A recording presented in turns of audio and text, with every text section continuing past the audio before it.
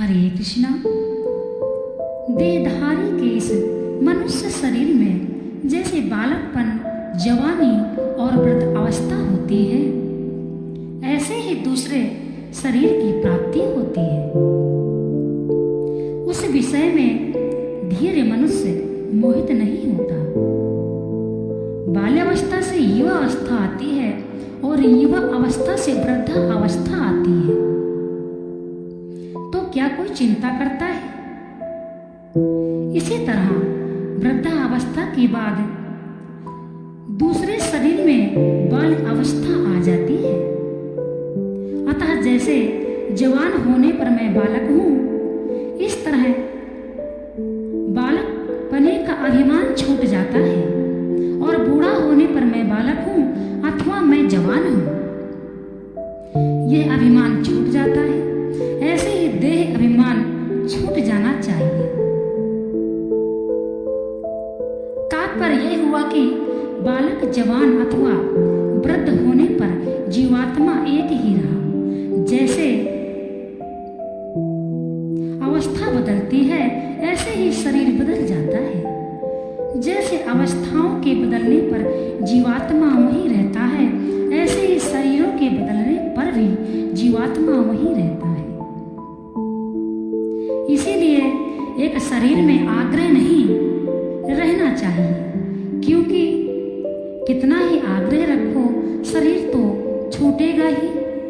अगर मनुष्य जीता रहे तो उसका बालकपन छूटेगा और जवानी आएगी, जवानी छूटेगी और बुढ़ापा आएगा। इसी तरह बुढ़ापा छूटेगा और अगले जन्म में बालकपन आएगा।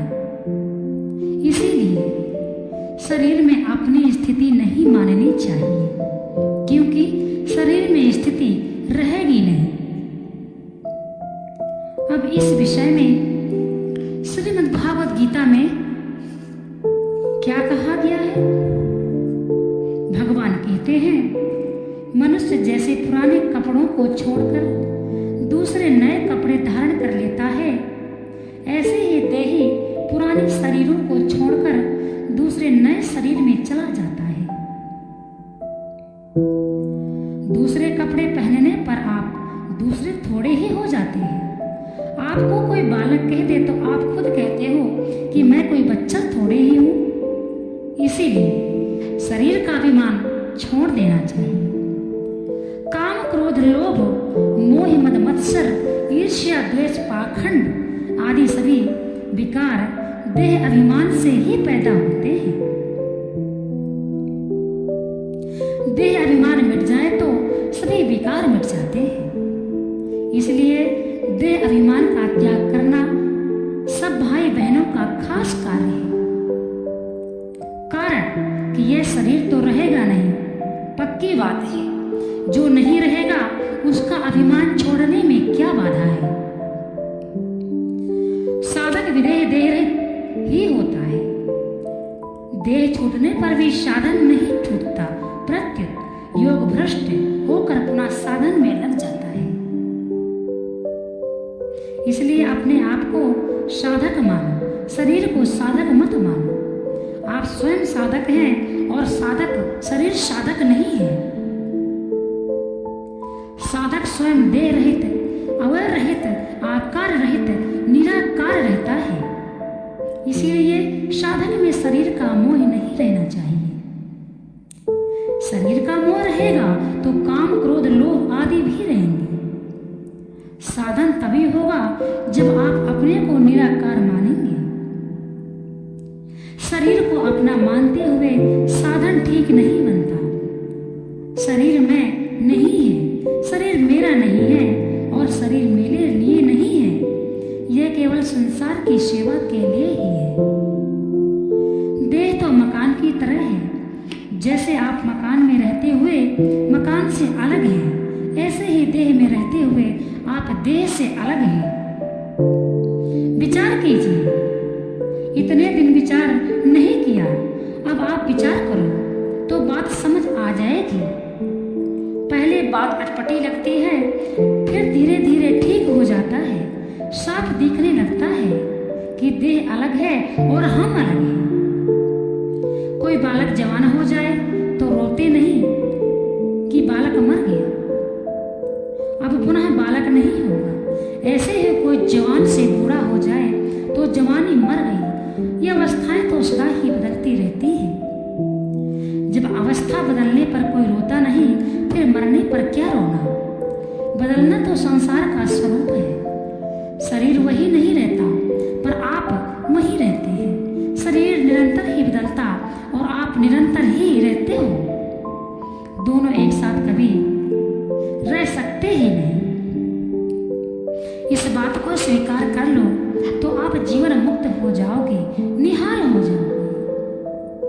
बहुत ही समझने का विषय है। यह शरीर एवं